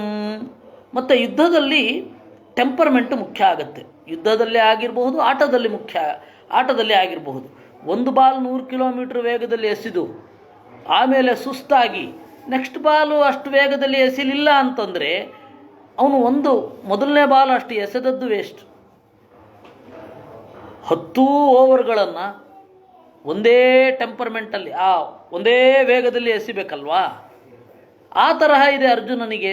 ಟೆಂಪರ್ಮೆಂಟು ಒಂದೇ ರೀತಿಯಾಗಿದೆ ಅಂತ ಹೇಳ್ತಾನೆ. ಒಬ್ಬ ರಾಜ, ಅವನಿಗೆ ಯುದ್ಧದಲ್ಲಿ ಪ್ರಾಕ್ಟೀಸ್ ಇದೆ. ಕಾಣಲ್ಲ ಯುದ್ಧ ಮಾಡಲಿಲ್ಲ ಅನ್ನೋದು ಬಿಟ್ಟರೆ ಯುದ್ಧ ಪ್ರಾಕ್ಟೀಸ್ ಮಾಡಲಿಲ್ಲ ಅಂತಿಲ್ಲ. ಅವನು ಅನೇಕ ಶಸ್ತ್ರಾಸ್ತ್ರಗಳನ್ನು ಪ್ರಯೋಗ ಮಾಡಿದ್ದಾನೆ. ಅದರ ಭಾರ, ಅದರ ವೇಗ, ಅದರ ಗತಿ, ದೀರ್ಘಕಾಲ ಯುದ್ಧ ಮಾಡುವಾಗ ದೇಹಕ್ಕೆ ಆಗುವ ಆಯಾಸ, ಇವುಗಳೆಲ್ಲದರ ಪರಿಕಲ್ಪನೆ ಧೃತರಾಷ್ಟ್ರನಿಗಿದೆ. ಆ ಎಲ್ಲ ಹಿನ್ನೆಲೆಯಲ್ಲಿ ಅವನು ಹೇಳ್ತಾನೆ, ಅರ್ಜುನ ಒಂದೇ ವೇಗದಿಂದ 500 ಬಾಣಗಳನ್ನು ಎಸೆಯಬಲ್ಲ. ಕ್ಷಿಪತಿ ಏಕೇನ ವೇಗೇನ ಪಂಚಬಾಣ ಶತಾನಿ ಸಹ. ಕ್ಷಿಪತಿ ಏಕೇನ ವೇಗೇನ ನಿಘ್ನಂತಮಿವ ಪಶ್ಯಾಮಿ ವಿಮರ್ದೇಸ್ಮಿನ್ ಮಹಾಮೃಧೇ. ಇಂದ್ರನಿಗೆ ಉಪೇಂದ್ರ ಸಹಕಾರಿ ಇದ್ದ ಹಾಗೆ ಅರ್ಜುನನಿಗೆ ಕೃಷ್ಣನ ಸಹಕಾರ ಇದೆ. ನಿಘ್ನಂತಮಿವ ಪಶ್ಯಾಮಿ, ನನಗೆ ಈಗಲೇ ಅನ್ನಿಸ್ತಾ ಇದೆ ಅರ್ಜುನ ನಮ್ಮನ್ನೆಲ್ಲ ಕೊಲ್ತಾನೆ ಅಂತ. ಈಗಲೇ ನಿಘ್ನಂತಮಿವ ಪಶ್ಯಾಮಿ, ಇನ್ನು ಯುದ್ಧ ಶುರು ಆಗಿಲ್ಲ, ಆಗಲೇ ನನಗೆ ಹಾಗೆ ಅನ್ನಿಸ್ತಾ ಇದೆ ಅಂತ. ಈ ಸೂಕ್ಷ್ಮಗಳೆಲ್ಲ ಇದೆಯಲ್ಲ, ಇದು ಬಹಳ ಮುಖ್ಯ. ಯಾಕೆಂದರೆ ಬ್ರೂಸ್ಲಿ ಕೂಡ ಒಂದು ಅವನ ಕರಾಟೆಯ ಬಗ್ಗೆ, ಅವನ ಫಿಸಿಕಲ್ ಫಿಟ್ನೆಸ್ ಬಗ್ಗೆ ಮಾತನಾಡ್ತಾ ಒಂದು ಕಡೆ ಹೇಳ್ತಾನೆ, ಮೊದಲ 10 ಏಟುಗಳನ್ನು ಎಷ್ಟು ವೇಗವಾಗಿ ಹಾಕ್ತಾನೆ ಅನ್ನೋದು ಮುಖ್ಯ ಅಲ್ಲ, 10 ಏಟುಗಳು ಅಥವಾ 100 ಏಟುಗಳು ಒಂದೇ ವೇಗದಲ್ಲಿ ಬರ್ತಾ ಇದೆಯಾ ಅನ್ನೋದು ಇಟ್ ಮ್ಯಾಟರ್ಸ್ ಅಂತ. ಅದರಿಂದಾಗಿ ಯುದ್ಧದಲ್ಲಿ ಸಹಜವಾದ ಕ್ರಿಯೆ ಏನು ಅಂತಂದರೆ ಒಂದೇ ವೇಗದಲ್ಲಿ ಯುದ್ಧ ಮಾಡ್ತಾನೆ. ಬೆಳಗ್ಗೆ ಯುದ್ಧ ಶುರು ಮಾಡಿದ್ರೆ ಸಂಜೆಯ ತನಕ ಒಂದೇ ವೇಗದಲ್ಲಿ ಇರ್ತಾನ. ದಣಿವಾಗತ್ತಾ, ದಣಿವಾಗಲ್ವಾ, ಸ್ಟ್ಯಾಮಿನಾ ಹೇಗಿರುತ್ತೆ, ಅದರ ಮೇಲೆ ಉಳಿದ ಎಲ್ಲ ಜಾಣ್ಮೆಗಳು, ಉಳಿದ ಎಲ್ಲ ಸ್ಕಿಲ್ಗಳು ಉಪಯೋಗ ಆಗುತ್ತೆ. ಸ್ಕಿಲ್ ಇದೆ, ಸ್ಟ್ಯಾಮಿನಾ ಇಲ್ಲ ಅಂದರೆ ಉಪಯೋಗ ಇಲ್ಲ. ಅದೆರಡೂ ಇದೆ. ಅನಿದ್ರೋ ನಿಸ್ಸುಖಶ್ಚಾಸ್ಮಿ ಕುರುಣಾಂ ಶಮಚಿಂತೆಯ ಇತ್ಯೇವಂ ಚಿಂತಯನ್ ಕೃತ್ಸ್ನಂ ಅಹೋರಾತ್ರಾಣಿ ಭಾರತ. ಅಹೋರಾತ್ರಾಣಿ, ಬೆಳಗ್ಗೆ ಮತ್ತು ಸಂಜೆ, ಪ್ರತಿ ದಿವಸ ಪ್ರತಿ ಹೊತ್ತು. ಅನಿದ್ರಃ ನಿಸ್ಸುಖಶ್ಚ ಅಶ್ಮಿ, ನಿದ್ರೆ ಇಲ್ಲ, ಸುಖ ಇಲ್ಲ ಮನಸ್ಸಿಗೆ. ದಿಗ್ಗನೆ ಎಚ್ಚರ ಆಗತ್ತೆ, ಭೀಮಸೇನಾರ್ಜುನರ ನೆನಪು ಬರುತ್ತೆ. ಕ್ಷಯೋದಯೋಯಂ ಸುಮಹಾನ್ ಕುರುಣಾಂ ಪ್ರತ್ಯುಪಸ್ಥಿತಃ ಅಸ್ಯ ಚೇತ್ ಕಲಹಸ್ಯಾಂತಃ ಶಮಾದನ್ಯೋ ನ ವಿದ್ಯತೆ. ಕ್ಷಯೋದಯೋಯಂ ಸುಮಹಾನ್, ಇದು ಅಂತ್ಯದ ಆರಂಭ ಅಂತಾನೆ. ಕ್ಷಯೋದಯ ಅಯಂ ಸುಮಹಾನ್ ಅಸ್ಯ ಚೇತ್ ಕಲಹಸ್ಯಾಂತಃ ಶಮಾದನ್ಯೋ ನ ವಿದ್ಯತೆ. ಈ ಕಲಹ ಶಾಂತ ಆಗಬೇಕು ಅಂದರೆ ನೀನು ಶಾಂತಿಯಿಂದ ಇರಬೇಕು, ನೀನು ಕಾಂಪ್ರಮೈಸ್ ಮಾಡಿಕೊಳ್ಬೇಕು. ಶಮೋ ಮೇ ರೋಚತೆ ಪಾರ್ಥೈ ನಿತ್ಯಂ ತಾತನ ವಿಗ್ರಹ. ಶಮೋ ಮೇ ರೋಚತೆ, ನನಗೆ ಇಷ್ಟ ಆಗುವುದು ಶಮ, ಶಾಂತಿ. ಕುರುಭ್ಯೋ ಹಿ ಸದಾ ಮನ್ಯೆ ಪಾಂಡವಾನ್ ಶಕ್ತಿಮತ್ತರಾನ್. ಈ ಎಲ್ಲ ಕಾರಣದಿಂದ ಇನ್ಸ್ಟ್ರುಮೆಂಟನ್ನು ನೋಡಲಿಕ್ಕೆ ಹೋದರೆ, ದೈವ ಸಹಾಯವನ್ನು ನೋಡಿದರೆ, ಎಷ್ಟು ಜನ ಉಪಕೃತರಾಗಿದ್ದಾರೆ ಪಾಂಡವರಿಂದ ಅಂತ ನೋಡಿದರೆ, ನೈತಿಕ ಬಲವನ್ನು ನೋಡಿದರೆ, ಎಲ್ಲ ರೀತಿಯಿಂದ ಪಾಂಡವರಿಗೇನೆ ಬಲ ಇದೆ ಅಂತ ನನ್ನ ದೃಢವಾದ ನಂಬಿಕೆ. ಪಿತುರೇ ತದ್ವಚ ಶ್ರುತ್ವ ಧಾರ್ತರಾಷ್ಟ್ರ ಅತ್ಯಮರ್ಷಣ ಆದಾಯ ವಿಪುಲಂ ಕ್ರೋಧಂ ಪುನರೇವೇದಮಬ್ರವೀತ್. ಇಷ್ಟು ಹೇಳಿದಾಗ ದುರ್ಯೋಧನ ಮಾತನಾಡ್ತಾನೆ. ದುರ್ಯೋಧನನ ತರ್ಕ ಅತ್ಯಂತ ನಿಶ್ಚಿತವಾದದ್ದು, ನಿರ್ದುಷ್ಟವಾದದ್ದು. ಬಹಳ ಚೆನ್ನಾಗಿ ಒಂದು ವಿಚಾರವನ್ನು ಅವನು ಮಂಡಿಸ್ತಾನೆ. ಆದರೆ ಈ ರಹಸ್ಯನ ಬಿಟ್ಕೊಡಲ್ಲ. ಆದರೆ ಕೇಳುವಾಗ ಹೌದು ಅನ್ಸುತ್ತೆ. ಮಹಾಭಾರತದಲ್ಲಿ ಎಲ್ಲ ಪಾತ್ರಗಳು ಹಾಗೆ, ಅವು ಮಾತನಾಡ್ಬೇಕಾದ್ರೆ ಹೌದು ಪೂರ್ತಿ ಸರಿ ಅಂತ ಅನ್ನಿಸ್ಬಿಡುತ್ತೆ. ಅದಕ್ಕೆ ಪ್ರತಿವಾದ ಬಂದಾಗಲೇ ನಮಗೆ ಎಚ್ಚರ ಆಗೋದು, ಈ ಆಯಾಮನೂ ಇದೆ ಇದಕ್ಕೆ ಅಂತ. ದುರ್ಯೋಧನ ಅಶಕ್ಯ ದೇವ ಸಚಿವಾ ಪಾರ್ಥಾಸ್ಯರಿತಿ ಯದ್ಭವಾನ್ ಮನ್ಯತೆ ತದ್ಭಯಂ ವೇತು ಭವತೋ ರಾಜಸತ್ತಮ. ಅಪ್ಪ, ಏನು ಹೇಳಿದೆ ನೀನು? ದೇವತೆಗಳು ಪಾಂಡವರ ಸಹಾಯಕ್ಕಿದ್ದಾರೆ, ಆದ್ದರಿಂದಾಗಿ ಅವರ ಹತ್ರ ಯುದ್ಧ ಮಾಡಬೇಡ. ದೇವತೆಗಳು ಯಾಕಾಗುವುದು? ಯಾಕೆ? ಅಕಾಮದ್ವೇಷ ಸಂಯೋಗಾತ್ ಲೋಭಾದ್ರೋಹಾಚ್ಚ ಭಾರತ ಉಪೇಕ್ಷಯ ಚ ಭಾವಾನಾಂ ದೇವಾ ದೇವತ್ವಮಾಪ್ನುಯುಹು. ದೇವತೆಗಳಾಗೋದು ಯಾಕೆ? ಕಾಮ ಇರಬಾರದು, ದ್ವೇಷ ಇರಬಾರದು, ಪಕ್ಷಪಾತ ಇರಬಾರದು, ಲೋಭ ಇರಬಾರದು, ಭೂತದ್ರೋಹ ಮಾಡಬಾರದು. ಎಲ್ಲಕ್ಕಿಂತ ಮುಗಿಲಾಗಿ ದೇವತೆಗಳಾಗೋದು ಉಪೇಕ್ಷಯಾಚ ಭಾವಾನಾಂ.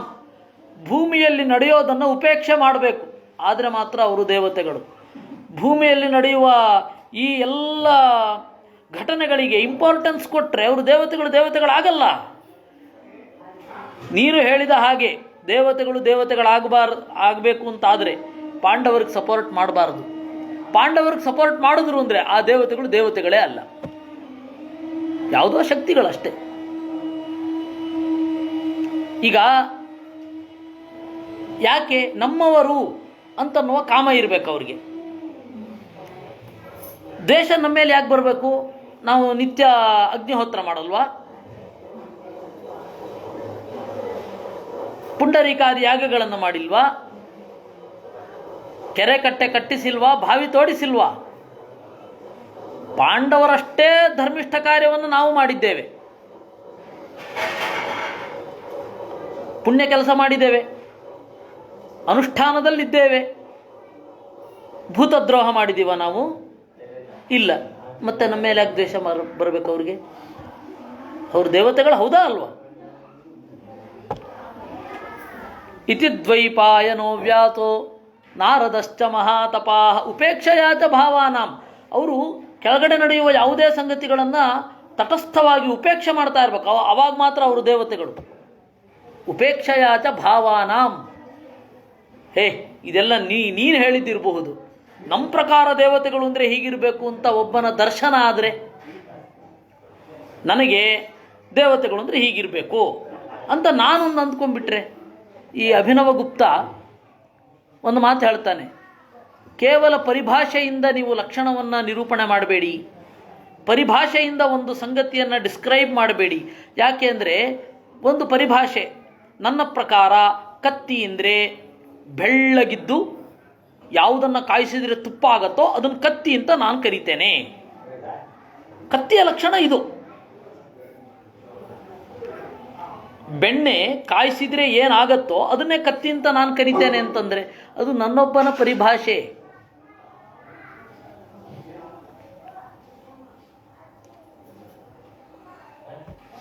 ಆದರೆ ಭಾಷೆ ಅಂತನ್ನೋದು ಅನಾದಿ ಕಾಲದಿಂದ ಬರ್ತಾ ಇದೆಯಲ್ಲ, ಅದಕ್ಕೆ ಇದಕ್ಕೆ ಸಂಬಂಧ ಇಲ್ಲ. ನನ್ನ ಪ್ರಕಾರ ಹೀಗೆ ಅಷ್ಟೇ, ನಾನೊಬ್ಬನೇ ಅದನ್ನು ಅಳವಡಿಸ್ಕೋಬೇಕು, ಹೀಗಾಗತ್ತೆ. ನನ್ನ ಲಕ್ಷಣ ಅಲ್ಲ ಇದು. ಮತ್ತೆ ಇತಿ ದ್ವೈಪಾಯನೋ ವ್ಯಾಸ, ಹೀಗೆ ವೇದವ್ಯಾಸರು ಹೇಳಿದ್ದಾರೆ. ನಾರದರು ಜಾಮದಗ್ನ್ಯಶ್ಚ ರಾಮೋನಃ ಕಥಾಂ ಅಕಥಯತ್ ಪುರಾ. ಪರಶುರಾಮ ಹೇಳಿದ್ದನ್ನೂ ನಾನು ಕೇಳಿದ್ದೇನೆ. ಹೀಗಾಗಿ ದೇವತೆಗಳು ಅಂದರೆ ಕೆಳಗಡೆ ನಡೆಯುವ ಎಲ್ಲ ಪ್ರಾಪಂಚಿಕ ಘಟನೆಗಳಲ್ಲಿ, ಪ್ರಾಪಂಚಿಕ ವರ್ತಮಾನಗಳಲ್ಲಿ ಉಪೇಕ್ಷೆಯಿಂದ ಇರಬೇಕು ಅಂತ ಹೇಳೋದನ್ನು ನಾನು ಕೇಳಿದ್ದು ಈ ಎಲ್ಲರಿಂದ. ಯಾರನ್ನು ನೀನು ಜ್ಞಾನಿಗಳು ಅಂತ ಒಪ್ಪಿದ್ದೀಯೋ ಅವರಿಂದ. ಅದರಿಂದಾಗಿ ನಾನು ಹೇಳ್ತಾ ಇದ್ದೇನೆ, ಪಾಂಡವರಿಗೆ ದೇವತೆಗಳ ಸಪೋರ್ಟ್ ಇದೆ ಅಂತನ್ನುವ ಹುಂಬತನ ಬೇಡ. ಧೈರ್ಯವಾಗಿ ಮುನ್ನುಗ್ಗೋಣ. ಅವ್ರಿಗೇನು ದೇವತೆಗಳೇನು ಸಪೋರ್ಟ್ ಮಾಡಲ್ಲ, ಸಪೋರ್ಟ್ ಮಾಡಿದ್ರೆ ಅವರು ದೇವತೆಗಳಲ್ಲ ಅಂತ ನಾವು ದುರ್ಯೋಧನ. ಎಂತಹ ವಾದ ಕೇಳಿದ ಕೂಡಲೇ ಹೌದು ಅಂತ ಕನ್ವಿನ್ಸ್ ಆಗಬೇಕು. ನೈವ ಮಾನುಷವದ್ದೇವಾ ಪ್ರವರ್ತಂತೆ ಕದಾಚನ ಕಾಮಾತ್ ಕ್ರೋಧಾತ್ ತಥಾ ಲೋಭಾತ್ ದ್ವೇಷಾಚ್ಚ ಭರತರಷಭಾ. ಮನುಷ್ಯರ ತರಹ ದೇವತೆಗಳು ಕಾಮದಿಂದಾಗಲಿ, ಕ್ರೋಧದಿಂದಾಗಲಿ, ಲೋಭದಿಂದಾಗಲಿ, ಪಾಂಡವರಿದ್ದರೆ ನಮಗೆ ಇನ್ನಷ್ಟು ಹವಿಸ್ಸು ಸಿಗತ್ತೆ, ಯಾಗಗಳಿಂದ ನಾವು ಆರಾಧ್ಯರಾಗ್ತೇವೆ ಎನ್ನುವ ಲೋಭ ಅವ್ರಿಗಿರುತ್ತೇನು? ಇಲ್ಲ. ದ್ವೇಷದಿಂದ ಅವರು ಪ್ರವೃತ್ತರಾಗಲ್ಲ. ನಮ್ಮ ಮಕ್ಕಳನ್ನು ದ್ವೇಷ ಮಾಡ್ತಾ ಇದ್ದಾರೆ ಅಂತೇನು ಪ್ರವೃತ್ತರಾಗಲ್ಲ. ಯದಾ ಯಜ್ಞಶ್ಚವಾಯುಶ್ಚ ಧರ್ಮ ಇಂದ್ರೋಶ್ವಿನಾವಪಿ ಕಾಮಯೋಗಾತ್ ಪ್ರವರ್ತೇರನ್ ನ ಪಾರ್ಥ ದುಃಖಮಾಪ್ನುಯುಹು. ಇದಕ್ಕೀಗಾಗಲೇ ಪ್ರೂಫ್ ಇದೆ. ಕೆಳಗಡೆಯ ವಿಚಾರಗಳಲ್ಲಿ ದೇವತೆಗಳು ತಲೆ ಹಾಕೋದಿಲ್ಲ ಅನ್ನೋದಕ್ಕೆ ಒಂದು ದೊಡ್ಡ ಪ್ರೂಫ್. ಖಾಂಡವ ದಾಹವನ್ನು ಮಾಡಿದ್ದಾನೆ, ಖಾಂಡವವೆಂಬ ಕಾಡನ್ನು ನನಗಾಗಿ ಕೊಟ್ಟಿದ್ದಾನೆ ಅಂತನ್ನುವ ಕೃತಜ್ಞತೆ ಅಗ್ನಿಗಿದ್ದಿದ್ರೆ ಪಾಂಡವರು ಕಷ್ಟವೇ ಪಡ್ತಾ ಇರಲಿಲ್ಲ. ಇನ್ನು ಕಾಮಾತು, ಕಾಮದಿಂದ ಪ್ರವೃತ್ತರಾಗ್ತಾ ಇರಲಿಲ್ಲ. ಮುಖ್ಯ ಪ್ರಾಣನಿಗಾಗಲಿ, ಯಮಧರ್ಮನಿಗಾಗಲಿ, ಇಂದ್ರನಿಗಾಗಲಿ, ಅಶ್ವಿಗಳಾಗಲಿ ಕಾಮಯೋಗ ಅಂತ ಒಂದು ಇದ್ದಿದ್ರೆ ತಮ್ಮ ಮಕ್ಕಳು ಕಷ್ಟಪಡೋದನ್ನು ನೋಡ್ತಾ ಇರಲಿಲ್ಲ, ಕಾಡಿಗೆ ಹೋಗ್ತಾ ಇರಲಿಲ್ಲ. ಅವ್ರು ಯಾರೂ ಕೂಡ ಕಾಡಿಗೆ ಹೋಗಿದ್ದಾರೆ ಅಂದರೆ ಏನರ್ಥ? ಕಾಮವೂ ಕೆಲಸ ಮಾಡಲಿಲ್ಲ ಅಲ್ಲಿ ಅಂತ ಅರ್ಥ. ಅಂದರೆ ಪಾಂಡವರಿಗೆ ಕಾಮ ಇಲ್ಲ. ಈಗಾಗಲೇ ಪ್ರೂಫ್ ಇದೆ. ಈಗ ನಿಯೋಗ ಪದ್ಧತಿಯಿಂದ ಮಕ್ಕಳನ್ನು ಹುಟ್ಟಿಸಿ ಆದಮೇಲೆ ಮಕ್ಕಳ ಮೇಲೆ ಹಕ್ಕಿರಲ್ಲ, ಮಕ್ಕಳ ಆಸ್ತಿ ಮೇಲೆ ಹಕ್ಕಿರಲ್ಲ, ಅಪ್ಪನ ಹೆಸರು ಮಕ್ಕಳಿಗೆ ಇಟ್ಕೊಳ್ಳಿಕ್ಕಿರಲ್ಲ, ಯಾವುದ್ರ ಮೇಲೂ ಹಕ್ಕಿರಲ್ಲ. ಹಾಗೆ ನಿಯೋಗ ಪದ್ಧತಿಯ ಅವಶ್ಯಕತೆ ತೀರಿದ ಮೇಲೆ ಆ ಸೃಷ್ಟಿಗೆ ಯಾರು ಮಾಧ್ಯಮಳಾಗಿರ್ತಾಳೆ ಅವಳ ಮೇಲೆ ಮಮಕಾರವೂ ಇರಬಾರದು. ಆ ಮಮಕಾರ ಇದ್ದರೆ ನಿಯೋಗ ಪದ್ಧತಿ ಆಗಲ್ಲ, ಅದು ದುಷ್ಟ ಅಂತ ಕರೀತಾರೆ. ಪಾಂಡವರು ಒಂದು ಕಾಲದಲ್ಲಿ ಕುಂತಿಗೆ ಈ ದೇವತೆಗಳಿಂದ ಹುಟ್ಟಿದವರು ಅಂತಂದರೆ ಆ ಕಾಲಕ್ಕೆ ಅದು ಮುಗಿದೋಯ್ತು.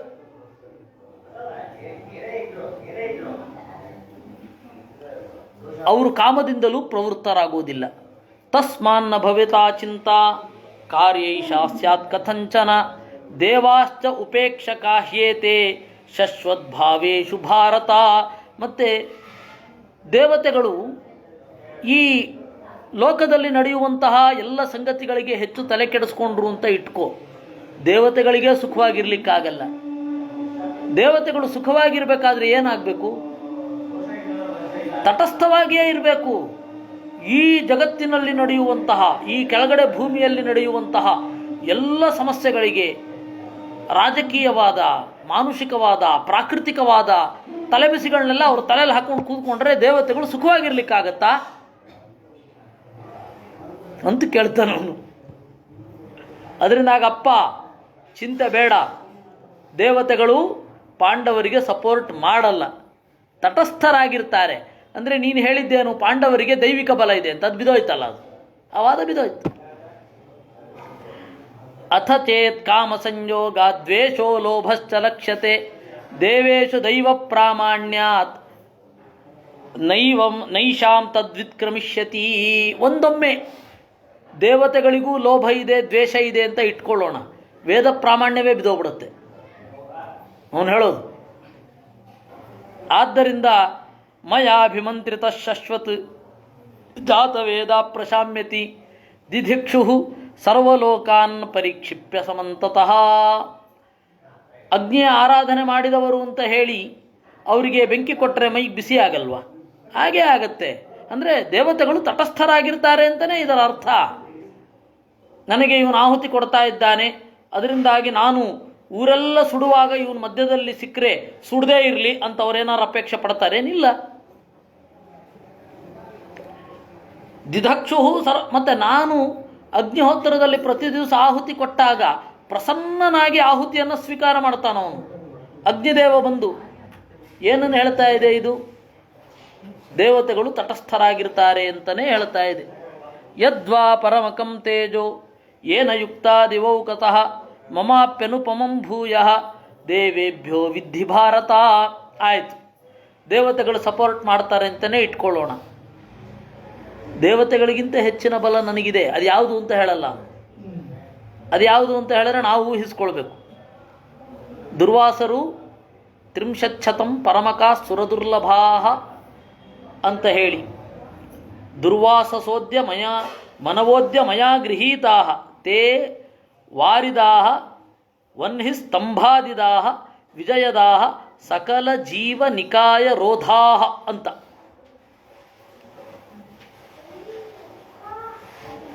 ಮೂರು 1000 ಮಂತ್ರಗಳನ್ನು ದುರ್ವಾಸರು ನನಗೆ ಕೊಟ್ಟಿದ್ದಾರೆ. ಅದರ ಬಲ ನನಗೂ ಇದೆ. ದೇವತೆಗಳ ಬಲ ಅವ್ರಿಗೆ ಮಾತ್ರನ ಇರೋದು? ನನಗೂ ಅದಿದೆ. ವಿದೀರ್ಯಮಾಣಾಂ ವಸುಧಾಂ ಗಿರೀಣಾಂ ಶಿಖರಾಣಿ ಚ ಲೋಕಸ್ಯ ಪಶ್ಯತೋ ರಾಜನ್ ಸ್ಥಾಪಯಾಮಿ ಅಭಿಮಂತ್ರಣಾತ್. ವಿದೀರ್ಯಮಾಣಾಂ, ಬೇಕಾದರೆ ಭೂಮಿ ಬಿರಿಯಲಿ, ಬೆಟ್ಟದ ಕೊಳಗಲ್ಲುಗಳು, ಶಿಖರಗಳು ಪುಡಿಪುಡಿಯಾಗಲಿ, ನಾನು ಅದನ್ನು ಮತ್ತೆ ಸರಿ ಮಾಡುತ್ತೇನೆ. ಲೋಕಸ್ಯ ಪಶ್ಯತೋ ರಾಜನ್ ಸ್ಥಾಪಯಾಮಿ ಅಭಿಮಂತ್ರಣಾತ್. ನನ್ನ ಮಂತ್ರದ ಶಕ್ತಿ ಆಗಿದೆ.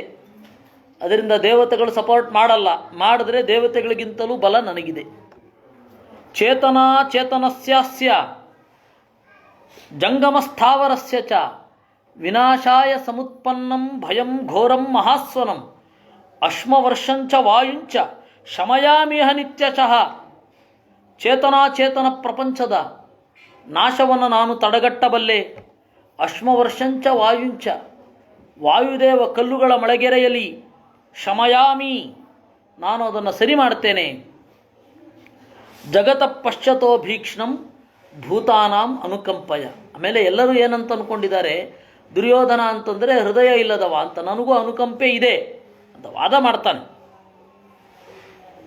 ಅದನ್ನು ಕನ್ನಡದ ಕವಿಗಳು ಗಾಢವಾಗಿ ಬಿಂಬಿಸಿದರು. ಜೈನರದ್ದು ಹೇಗೆ ಅಂತ ಹೇಳಿದ್ರೆ, ಇಲ್ಲಿ ಯಾರು ವಿಲನ್ ಆಗಿರ್ತಾರಲ್ಲ ಅವರನ್ನು ಹೀರೋ ಆಗಿ ಮಾಡೋದು.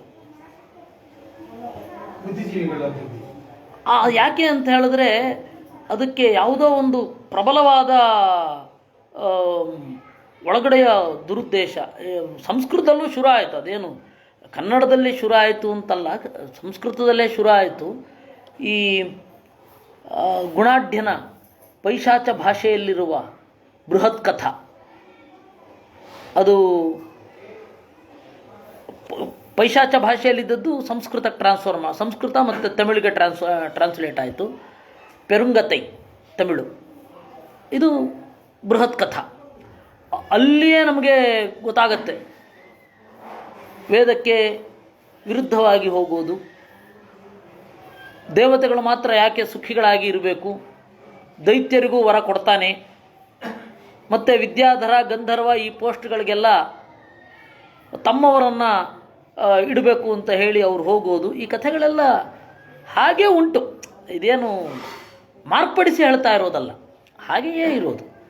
ಅದರಿಂದಾಗಿ ಎಲ್ಲ ರೀತಿಯಿಂದ ಸಾರಸ್ವತ ದೃಷ್ಟಿಯಿಂದ, ವಾಗ್ಮಯ ಸೃಷ್ಟಿಯಿಂದ, ಎಲ್ಲ ರೀತಿಯಿಂದ ಉಲ್ಟಾ ಬಿದ್ದಿರ್ತಾರೆ ಇಂಥವರೆಲ್ಲ. ಅದರಲ್ಲಿ ಇದು ಒಂದು. ದೇವಾಸುರಾಣಾಂ ಭಾವಾನಾಂ ಅಹಮೇಕ ಪ್ರವರ್ತಿತ. ದೇವತೆಗಳಾಗಲಿ ಅಸುರರಾಗಲಿ ನಾನೊಬ್ಬನೇ ನಿಯಂತ್ರಣ ಮಾಡೋನು ಅಂತ ಇಲ್ಲಿ ಬಾಯಿ ಬಿಡ್ತಾನೆ ಹೇಳೋದು, ದುರ್ಯೋಧನ ಹೇಳೋದು ಇಲ್ಲಿ. ಅಕ್ಷೋಹಿಣೀಭಿರ್ಯಾನ್ ದೇಶಾನ್ ಯಾಮಿ ಕಾರ್ಯೇಣ ಕೇನಚಿತ್ ತತ್ರಾಪೋ ನ ಪ್ರವರ್ತಂತೆ ಯತ್ರ ಯತ್ರಾಭಿಕಾಮಯೇ. ನನ್ನ ಸೈನ್ಯ ಒಂದು ನದಿಯನ್ನು ದಾಟ್ಕೊಂಡು ಹೋಗಬೇಕಿರುತ್ತೆ ಅಂತ ಇಟ್ಕೊಳ್ಳಿ, ರಭಸವಾಗಿ ನದಿ ಹರಿತಾ ಇರುತ್ತೆ, ಅದರ ಒಳಗಡೆ ಇಳಿದ್ರೆ ಸೈನ್ಯ ಕೊಚ್ಕೊಂಡು ಹೋಗತ್ತೆ ಅಂತಾದರೆ ನದಿ ನೀರನ್ನು ಎರಡು ಹೋಳಾಗಿ ಮಾಡಿ ನಿಲ್ಲಿಸಬಲ್ಲೆ, ಮಧ್ಯದಲ್ಲಿ ಖಾಲಿ ಇರುವ ಹಾಗೆ ಮಾಡಬಲ್ಲೆ. ನನ್ನ ಶಕ್ತಿಯನ್ನು ಬಹಳ ಜನ ಅನುಭವಿಸಿದ್ದಾರೆ. ಭಯಾನಿ ವಿಜಯೇ ರಾಜನ್ ವ್ಯಾಘ್ರಾದಿಭ್ಯೋ ನ ಸಂತಿ ಮೇ ಮಂತ್ರಗುಪ್ತಾನಿ ಭೂತಾನಿ ನ ಹಿಂಸಂತಿ ಭಯಂಕರಾ. ಇನ್ನು ಪಿಶಾಚಗಳು, ಬೇರೆ ದೇವತೆಗಳಿಗೆ ವಿರುದ್ಧವಾದ ಬೇರೆ ಬೇರೆ ಯೋನಿಗಳು ಯಾವುದೂ ನನ್ನನ್ನು ಹಿಂಸಿಸುವುದಿಲ್ಲ, ಯಾಕೆಂದರೆ ಎಲ್ಲ ನಮ್ಮಲ್ಲೇ ಇವೆ. ನಿಕಾಮವರ್ಷಿ ಪರ್ಜನ್ಯ ರಾಜನ್ ವಿಷಯವಾಸಿನಾಂ ಸಸ್ಯಾನಾಂ ಸರ್ವಜಂತೂನಾಂ ಈತಯಶ್ಚ ನ ಸಂತಿ ಮೇ. ನಾನು ಬೇಕೆಂದಾಗ ಬೇಕಾದಷ್ಟು ಮಳೆ ಬರುತ್ತೆ. ಸಸ್ಯಾನಾಂ ಸರ್ವಜಂತೂನಾಂ ಈತಯ, ಮಾನಸಿಕವಾದ ಯಾವ ರೋಗವೂ ಇರದಂತೆ ಮಾಡಲಿಕ್ಕೆ ನನಗೆ ಗೊತ್ತಿದೆ. ಹೀಗಿರುವಾಗ ನೀನು ಹೇಗೆ ಹೇಳ್ತಿ ನನಗೆ ಆ ಬಲ ಇಲ್ಲ ಅಂತ? ಏನು ಯೋಚನೆ ಮಾಡಬೇಡ, ಯುದ್ಧ ಮಾಡೇ ಮಾಡ್ತೇನೆ ಅಂತ ಹೇಳುವಲ್ಲಿಗೆ ಇವತ್ತಿನ ಚಿಂತನೆಯನ್ನು, ಮಹಾಭಾರತದ ಚಿಂತನೆ ಪ್ರತಿ ಭಾನುವಾರ ಆಗ್ತಾ ಇದ್ದದ್ದು 11ರಿಂದ 12. ನಾವು ವ್ಯಾಸಜ್ಜರ ಚಿಂತನೆ ಮಾಡುವುದು ಗೋವಿಂದಜ್ಜರಿಗೂ ಬಹಳ ಪ್ರಿಯ ಅಂತ ಹೇಳಿ ಇದನ್ನು ಮಾಡ್ತೇನೆ ಅಂತ ಹೇಳಿದೆ. ಅವ್ರು ಕರೆದ್ರು, ಅದಕ್ಕೆ ನಾನು ಮಾಡ್ತೇನೆ ಅಂತ ಹೇಳಿದೆ. ಮಹಾಭಾರತಕ್ಕೂ ಮಹಾಭಾರತ ತಾತ್ಪರ್ಯ ನಿರ್ಣಯಕ್ಕೂ ಎರಡನ್ನೂ ಜೊತೆಯಾಗಿ ಓದಬೇಕು ಅಂತ ಯಾವ ವ್ಯಾಖ್ಯಾನಕಾರರು ಬರೆದಿಲ್ಲ ಅನ್ನೋದು ನಿಮಗೆ ಗೊತ್ತಿದೆ. ಬರೆದಿದ್ದಾರೆ ಒಬ್ಬರು 19ನೇ ಶತಮಾನದ ಆದಿಯಲ್ಲಿ ಭಾರತ ಶ್ರೀನಿವಾಸಾಚಾರ್ಯರು ಅಂತ ಒಬ್ಬರು ಆಗಿ ಹೋದರು. ಅವರು ಮಹಾಭಾರತ ತಾತ್ಪರ್ಯ ನಿರ್ಣಯದ ವ್ಯಾಖ್ಯಾನ ಮಾಡುವ ಸಂದರ್ಭದಲ್ಲಿ ಮಹಾಭಾರತದ ಶ್ಲೋಕಗಳನ್ನು ಅಲ್ಲಿ ಕೋಟ್ ಮಾಡ್ತಾರೆ. ಆದರೆ ಪೂರ್ಣಾಂಗವಾಗಿ ಹೇಗೆ ನೋಡಬೇಕು ಅಂತ ಹೇಳಿ ಅವರು ಬರೀಲಿಲ್ಲ.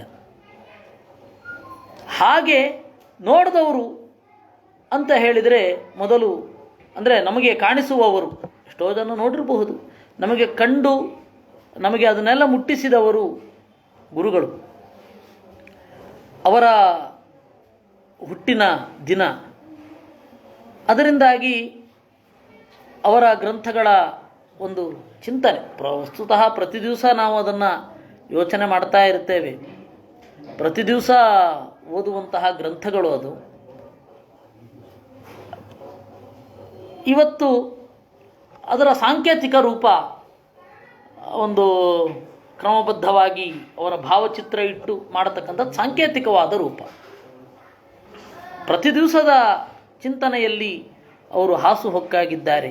ಬ್ರಹ್ಮಯಜ್ಞದಲ್ಲಿ ಒಂದು ರೀತಿ ನೋಡಿದ್ರೆ ಅವರನ್ನು ನಾವು ನೆನಪಿಸ್ಕೊಳ್ಬೇಕು.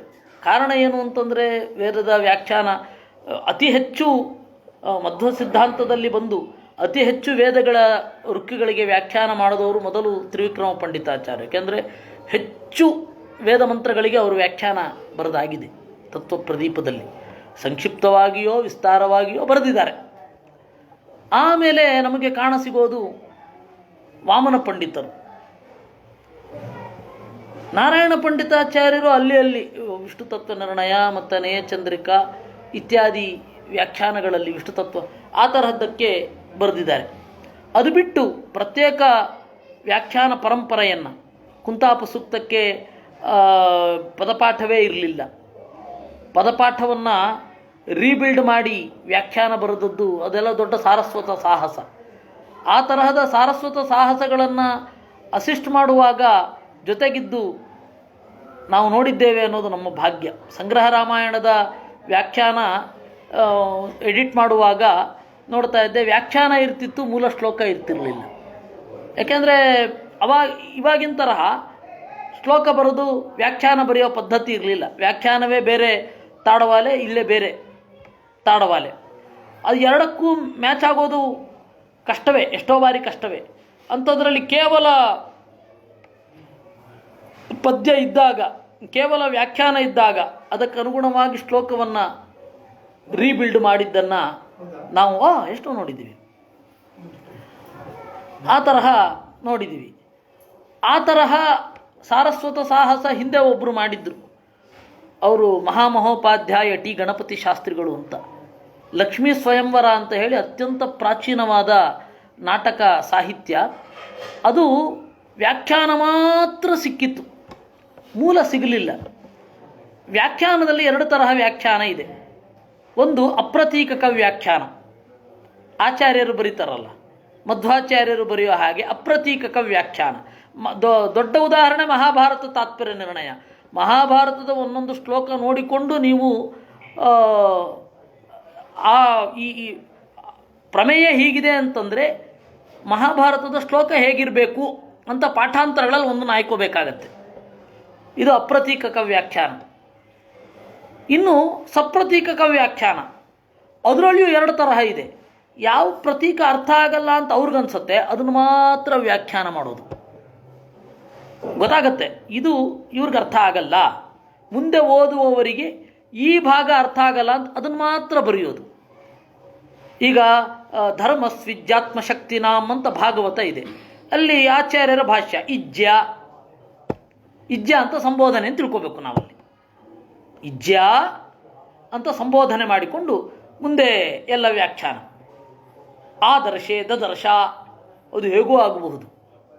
ಆದರ್ಶೆ ಅಂತನ್ನೋದು ಲಿಟ್ ಆಗಬಹುದು, ಆದರ್ಶೆ ಇಸ್ ಈಕ್ವಲ್ ಟು ದದರ್ಶ ಅಂತಲೂ ಆಗಬಹುದು. ಆ ತರಹದ ವ್ಯಾಖ್ಯಾನ ಭಾಗವತ ತಾತ್ಪರ್ಯ ನಿರ್ಣಯಕ್ಕೆ ಬರೆದ ವ್ಯಾಖ್ಯಾನ, ಅದು ಸಂಕ್ಷಿಪ್ತ. ಇನ್ನು ಪ್ರತಿಯೊಂದು ಪ್ರತೀಕವನ್ನೂ ತೆಗೆದುಕೊಂಡು ವ್ಯಾಖ್ಯಾನ ಬರೆಯೋದು ವಿಸ್ತೃತ ಪ್ರತೀಕಕ ವ್ಯಾಖ್ಯಾನ. ಇನ್ನು ವಿಪ್ರತೀಕಕ ವ್ಯಾಖ್ಯಾನ. ಆ ತರಹದ ವಿಪ್ರತೀಕಕ ವ್ಯಾಖ್ಯಾನ ಇದ್ದರೆ ನಾವು ಮೂಲವನ್ನು ಬಿಲ್ಡ್ ಮಾಡಬಹುದು. ದೇವರ ದಯದಿಂದ ವಿಶ್ವಪತಿ ತೀರ್ಥರ ವ್ಯಾಖ್ಯಾನ ಹಾಗೆ ಸಿಕ್ಕಿತು. ಅದರಿಂದಾಗಿ ಇದು ಸಂಗ್ರಹ ರಾಮಾಯಣದ ಮೂಲ ಹೀಗಿರಬೇಕು ಅಂತಂದುಕೊಂಡು ಬರಿತಾ ಹೋಗಿದ್ದು. ಮಧ್ವವಿಜಯ ಹಾಗೆ ಆಯಿತು. ಮಧ್ವವಿಜಯ ವಿಸ್ತೃತ ಪ್ರತೀಕಕ ವ್ಯಾಖ್ಯಾನ ಅಲ್ಲದೆ ಹೋದರು, ಪ್ರತಿಯೊಂದು ಪ್ರತೀಕಗಳನ್ನು ಮುಟ್ಟಿದ್ದಾರೆ. ಪ್ರತಿಯೊಂದು ಪ್ರತೀಕಗಳನ್ನು ಅವರು ಮುಟ್ಟಿದ್ದಾರೆ. ಅದರಲ್ಲಿ ಬಹಳ ವ್ಯಾಖ್ಯಾನವನ್ನು ಹೇಗೆ ಗಮನಿಸಬೇಕು ಅಂತ ಹೇಳಿಕೊಟ್ಟವ್ರು ಅವರು. ಉದಾಹರಣೆಗೆ ಒಂದು ಮಾತು ಹೇಳ್ತೇನೆ.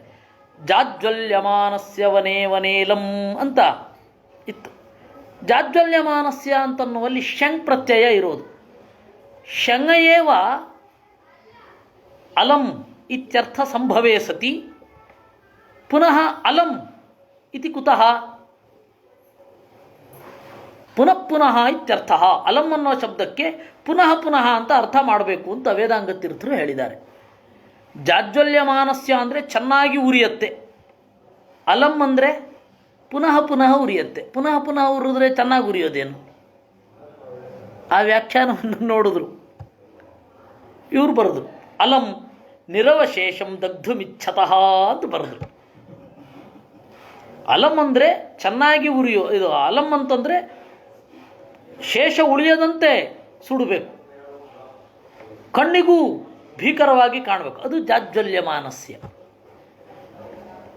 ಈ ರೀತಿ ವ್ಯಾಖ್ಯಾನದ ಒಂದೊಂದು ಪದಗಳನ್ನು ಕೂಡ ಯಾವ ರೀತಿ ನೋಡಬೇಕು ಅಂತ ಹೇಳಿಕೊಟ್ಟವರು. ಸಿಕ್ಕಿದ್ರೆ ಸಂತೋಷ. ಇದ್ರೆ ಮಾಡಬೇಕದು. ಅದಿದ್ರೆ ಖಂಡಿತ ಪವಮಾನ ಸೂಕ್ತಕ್ಕೆಲ್ಲ ನೋಡಬೇಕು. ಅಂದರೆ ಒಂದು ವ್ಯಾಖ್ಯಾನವನ್ನು ನೋಡುವಾಗ ಎಷ್ಟು ಸೂಕ್ಷ್ಮೇಕ್ಷಿಕೆ ಇರಬೇಕು. ಹೌದು ಹೌದು ಹೌದು, ಅದು ಪಾಠ ಮಾಡಿದ್ದಾರೆ ಅಂತ ಗೊತ್ತಿತ್ತು, ಬರೆದಿದ್ದು ಹೇಳಿದ್ದು ಸ್ವಲ್ಪ ಇದೆ. ಹಾಗೆ ಪುರುಷ ಸೂಕ್ತಕ್ಕೂ ಬರೆದಿದ್ದು ಅಲ್ಲಲ್ಲಿ ಸ್ವಲ್ಪ ಸ್ವಲ್ಪ ಸಿಗತ್ತೆ. ಅಲ್ಲಲ್ಲ, ಸಂಸ್ಕೃತ ವ್ಯಾಖ್ಯಾನ. ಹೌದಾ? ಇಲ್ಲೇ ಇದೆಯಾ? ಸರಿ ಸರಿ.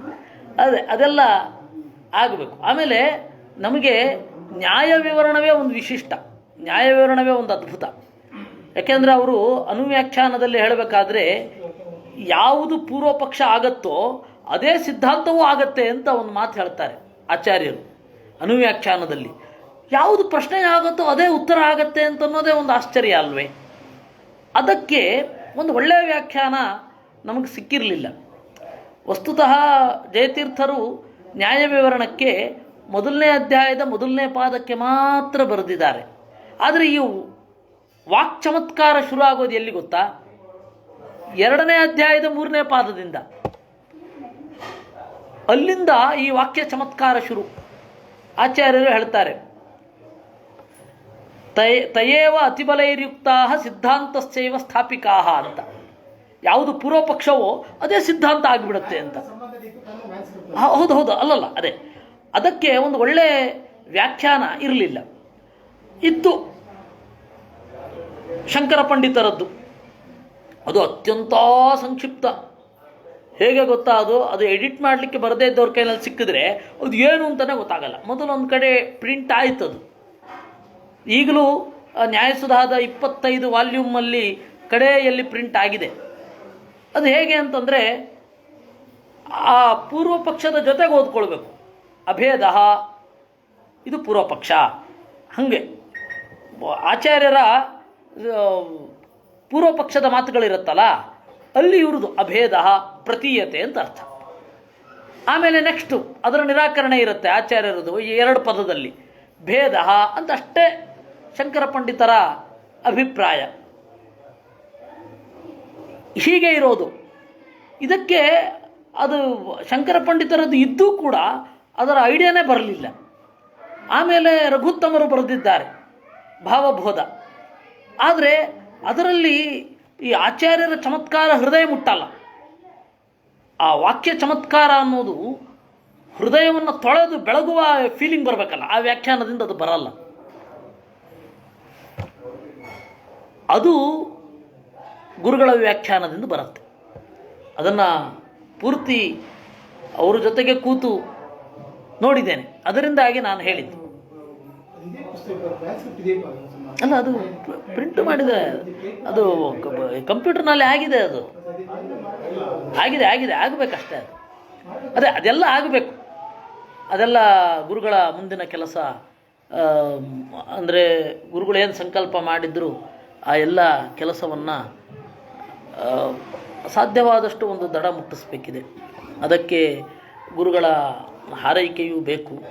ಪ್ರತಿ ದಿವಸ ಅವರನ್ನು ಯಾಕೆ ನೆನಪಿಸ್ಕೊಳ್ಬೇಕು ಅಂತಂದರೆ ಅವರೊಂದು ಕಡೆ ಹೇಳ್ತಾರಲ್ಲ, ಭೂಮಿ ಕಾಂಚನ ತೃಷಾ ವಿರಹಾಣಾಂ ವೇದಿಕಾಮಕೃತ ಅಂತ ಹೇಳಿ, ಇದರಲ್ಲಿ ಮಹಾಭಾರತ ತಾತ್ಪರ್ಯದ ವೇದಿಕೆಯಲ್ಲಿ ಅದನ್ನು ಹೇಳ್ತಾರೆ.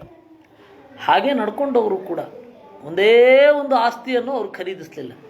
ಹೊಸದಾಗಿ ಕೊಟ್ಟಿದ್ದನ್ನು ಬೇಡ ಅಂತ ಕೇಳಿದ್ರು, ಬೇಡ ಅಂತ ಹೇಳಿದ್ರು ಅಂತನ್ನೋದನ್ನು ಕೂಡ ನಾವು ಕೇಳಿದ್ದೇವೆ. ಪವಮಾನಪುರದಲ್ಲಿ ಎಲ್ಲೋ ಕೊಟ್ಟಾಗ ಇದು ಬೇಡ, ಇದನ್ನು ಮೈಂಟೈನ್ ಮಾಡಲಿಕ್ಕೆ ಆಗಲ್ಲ ಅಂತ ಹೇಳಿ ಅದನ್ನು ಬಿಟ್ಟರು ಅಂತ. ಆದರೆ ಆ ವೈರಾಗ್ಯ ಇದೆ ಅನ್ನಲಿಕ್ಕೆ ಏನು ಪ್ರೂಫ್ ಅಂದರೆ ಆ ಜ್ಞಾನ ಇರೋದೇ, ಅಷ್ಟು ಆಳವಾಗಿ ಹೋಗಿರೋದೇ ದೊಡ್ಡ ಪ್ರೂಫ್. ಇನ್ನೇನು ಹೊರಗಡೆ ಎದ್ದು ಸ್ವಲ್ಪ ಅವರವರ ದರ್ಶನದಿಂದ ಕೂಡಿ ಬಂದ್ಬಿಡಬಹುದು, ಸಮಾಧಿ ಏನು ಅಂತ ಗೊತ್ತಾಗದೇ ಇರಬಹುದು. ಆದರೆ ಅವರ ವ್ಯಾಖ್ಯಾನವನ್ನು ನೋಡ್ತಾ ಇದ್ದರೆ ಆ ಓದಲಿಕ್ಕೆ ಕೂತ್ಕೊಳ್ಳುವಾಗ ಅದೆಲ್ಲವನ್ನು ಬಿಟ್ಟು ಹೊರಗಡೆ ಅದನ್ನೆಲ್ಲವನ್ನು ಹೊರಗಡೆಯೇ ಬಿಟ್ಟು ಒಳಗಡೆ ಪ್ರಪಂಚದಲ್ಲಿ ಸಾಗುತ್ತಾ ಇದ್ದರು ಅನ್ನೋದು ನಮಗೆ ಸ್ಫುಟವಾಗಿ ಗೊತ್ತಾಗತ್ತೆ.